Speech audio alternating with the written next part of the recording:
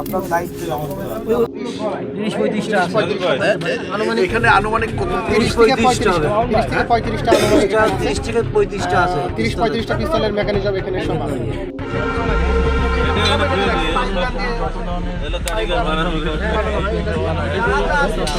তৈরি করা হয় এটা দিয়ে আপনার পুরো দেশের যে পিস্তলগুলা এগুলো বড় বড় এগুলো দোলার বন্ধু এগুলো আপনার লেদা যাওয়ার পরে যখন সম্পূর্ণ এগুলো সবই আছে। এইটা কি বড় ভাই? এটা কিন্তু জানি এটা আমরা এখনো অজানা, এটা আমরা অজানা অন্য হয়তো লেদার অন্য কাজে ব্যবহার হয় এইগুলো কোলা সারা যায় যারা এই দেখতে পারমানেন্ট এগুলো সবই আছে। আনুমানিক 30-35টা আছে। এখানে আনুমানিক কত? 30-35টা হবে। 30-35টা আনুমানিক 30-35টা আছে। 30-35টা পিস্তলের মেকানিজম এখানে সব আছে। এগুলো সব সাস। এখান থেকে আমরা সব শ্বাস, এই শ্বাসের মধ্যে এইগুলো থেকে সব বের করতে এই শ্বাসের মধ্যে ছিল, বুঝছেন? এই বিভিন্ন শ্বাসের মধ্যে ছিল, এগুলো গরম। এটা হচ্ছে অরিজিনাল সাস। মানে এটা হচ্ছে মানে সাসটা পরিপূর্ণ আছে।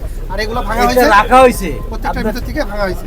প্রত্যেকটার ভিতর ভেঙে এগুলো বের করা থেকে এগুলো বের করা হয়েছে, গরম ছিল, গরম।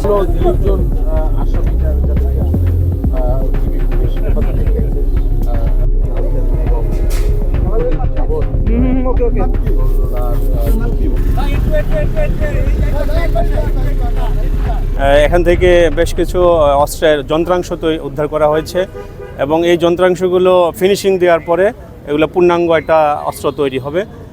এখানে যে যন্ত্রাংশগুলো রয়েছে এগুলা যদি আমরা অ্যাসেম্বল করি তাহলে প্রায় আপনার 30টা অস্ত্র পূর্ণাঙ্গ অস্ত্র তৈরি করা যাবে।